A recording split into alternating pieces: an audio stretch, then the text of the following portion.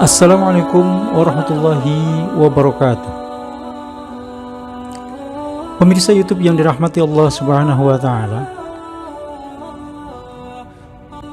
Hari ini Jumat tanggal 8 April 2022. Wisata religi pada episode ketiga adalah sekilas info dari Masjid Al-Anwar atau yang dikenal dengan sebutan Masjid Angke. Masjid Al-Anwar atau Masjid Angke adalah salah satu masjid tertua di DKI Jakarta. Dibangun pada tahun 1761 Masehi, tepatnya tanggal 26 Sya'ban 1174 Hijriah.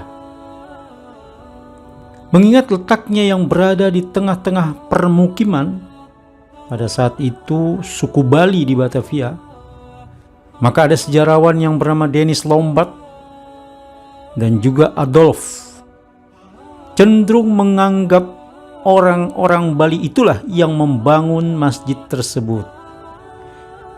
Dugaan ini diperkuat oleh arsitektur masjid yang untuk sebagiannya berciri budaya Bali. Tercatat pula bahwa pada tahun 1804 seorang kapitan atau pemimpin suku Bali yang bernama Muhammad Paridan atau Salete Babandan telah menyumbangkan perolehannya dari sewa 25 rumah petak miliknya di daerah Patuakan yang kini adalah kawasan jalan perniagaan. Ia sumbangkan perolehannya dari sewa 25 rumah petak itu untuk kas Masjid Angke. Namun demikian, ada pula yang meyakini bahwa Masjid Angke dibangun oleh seorang wanita Tionghoa yang bernama Tan Nio. Ini wanita Tionghoa yang sudah masuk Islam tentunya, seorang mu'alaf, dan arsiteknya juga mu'alaf dari Tionghoa, yaitu yang bernama Sheikh Leong Tan, yang makamnya berada di belakang masjid. Karena di belakang masjid itu terdapat beberapa makam atau kuburan. Yang tertua nisannya bertuliskan aksara Cina. Masjid Angke telah dipugar beberapa kali. Meskipun demikian, masjid ini tidak kehilangan ciri-ciri asalnya. Antara tahun 1919 dan 1936, masjid ini pernah terbengkalai.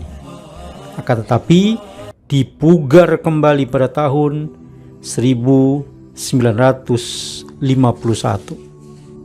Arsitektur masjid ini memperlihatkan perpaduan yang harmonis antara unsur-unsur budaya Bali, Belanda, Jawa, dan Tionghoa. Bentuk dasar bangunan yang bujur sangkar serta atap limasan yang bersusun dua memperlihatkan pengaruh Jawa. Ujung-ujung atapnya yang sedikit melengkung ke atas mengacu pada gaya punggal rumah Bali. Sementara kusen-kusen pintu, daun pintu ganda, lubang angin di atas pintu, dan anak-anak tangga di depan menampilkan unsur Belanda. Jendela-jendela kayu dengan terali kayu bulat, torak yang dibubut, dan juga tiang-tiang utama pun mengesankan pengaruh Jawa. Tetapi ada pula yang menganggap bahwa ujung atap yang melengkung itu lebih mirip atap rumah Cina. Sedangkan tiang dan jendelanya terpengaruh Belanda. Pemirsa YouTube yang dirahmati Allah Subhanahu wa taala, di sekitar masjid ini dimakamkan orang-orang keturunan Arab Bali, Banten, Pontianak, dan Tartar. Ada 2 kelompok makam, yakni di belakang masjid dan di depan, di seberang gang masjid. Nah, terkait dengan 2 kelompok makam itu, depan masjid dan belakang masjid, nah, saya mendapat penjelasan dari salah seorang pengurus masjid di bidang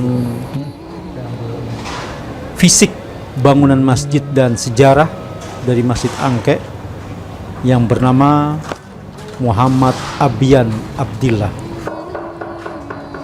Religi, lebih ke agama. Iya, ke agama, ya. Jadi beliau tidak memakai gelar kebangsawanan. Iya, iya.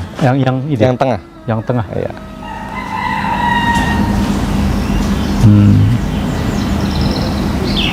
Ini sedang coba diperbaiki lagi tempatnya karena memang semenjak Covid itu hampir semua tidak bisa aktivitas agak baru tahun ini kita alhamdulillah ini tahun ini bisa bernapas lega.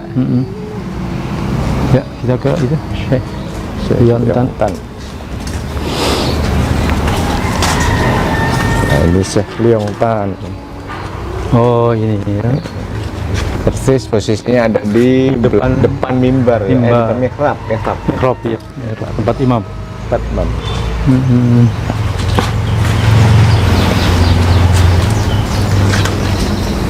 Oh iya, Syekh Liontan, arsitektur Masjid Jami Angke. Syekh Liontan. Ila hadirin Nabi Muhammadin sallallahu alaihi wasallam. Al-Fatihah. A'udzubillahi minasyaitonir rajim. Bismillahirrahmanirrahim. Alhamdulillahirabbil alamin arrahmanir rahim maliki yaumiddin. Iyyaka na'budu wa iyyaka nasta'in. Ihdinas siratal mustaqim. Siratal ladzina an'amta 'alaihim ghairil maghdubi 'alaihim waladdallin. Amin. Summa ila ruhi khususun Syekh Liontan. Al-Fatihah. A'udzubillahi minasyaitonir rajim. Bismillahirrahmanirrahim. Alhamdulillahirabbil alamin arrahmanir rahim maliki yaumiddin. Iyyaka na'budu wa iyyaka nasta'in. Ihdinas siratal mustaqim. Siratal ladzina an'amta 'alaihim ghairil maghdubi 'alaihim waladdallin. Amin. Bapak baca doa? Enggak. Astaghfirullahaladzim, astaghfirullahaladzim, astaghfirullahaladzim. Alhamdulillahirabbil alamin. Allahumma shalli ala sayyidina Muhammad wa ala ali sayyidina Muhammad. Allahumma ighfir lahu warhamhu wa'afihi wa'fu anhu. Allahumma la tahrimna ajrahu wa la taftinna ba'dahu. Rabbana la tu'akhizna in nasina wa akhtana. Rabbana wa la tahmil 'alaina isran kama hamaltahu 'ala alladziina min qablina. Rabbana wa la tuhammilna ma la taqata lana bih. Wa'fu 'anna waghfir lana warhamna anta maulana fansurna 'alal qaumil kafirin. Rabbana atina fid dunya hasanah wa fil akhirati hasanah wa qina adzabannar. Wa sallallahu ala sayyidina Muhammadin wa ala alihi wasallam. Subhana rabbika rabbil izzati amma yasifun. Wassalamun ala mursalin walhamdulillahi rabbil alamin. Selanjutnya saya mohon Bapak bacain Fatihah buat yang lain karena kan saya nggak hafal nama-namanya. Ya. Pak Ustadz Ja'far Shadiq dan lain sebagainya.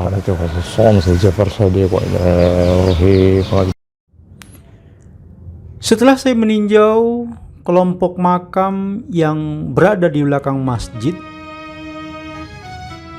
yang di dalamnya ada makam Syekh Liontan, arsitek Masjid Angke,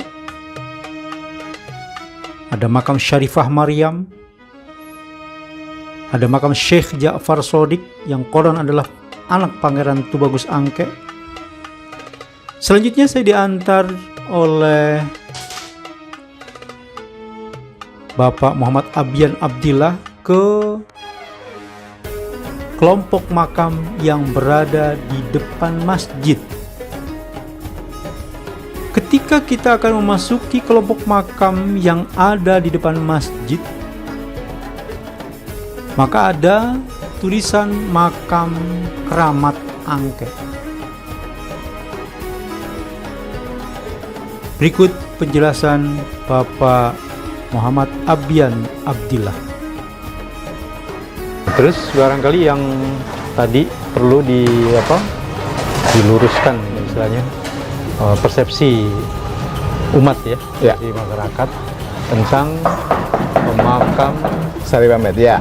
Syarif Hamid Al-Qadri dengan Tubagus Angke. Ya, mungkin dari sebutan komplek makam itu orang banyak terkecoh sehingga menganggap bahwa Syarif Hamid itu adalah Tubagus Angke. Iya. Padahal jelas itu dua orang yang berbeda. Iya. Masa hidupnya pun berbeda. Pangeran Tubagus Angke dari sekitar 1500-an sampai 1600. Kalau Syarif Hamid wafat di abad 18 sekian, 50 sekian. Jauh bedanya. Sangat jauh. Pemirsa YouTube yang dirahmati Allah Subhanahu wa taala, dalam area makam Pangeran Syarif Hamid Al-Qadri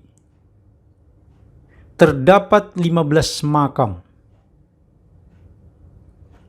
yang mana mereka adalah para pejuang dan syuhada yang berjasa dalam menyebarkan agama Islam serta membantu perjuangan Pangeran Tubagus Angke dalam melawan penjajah.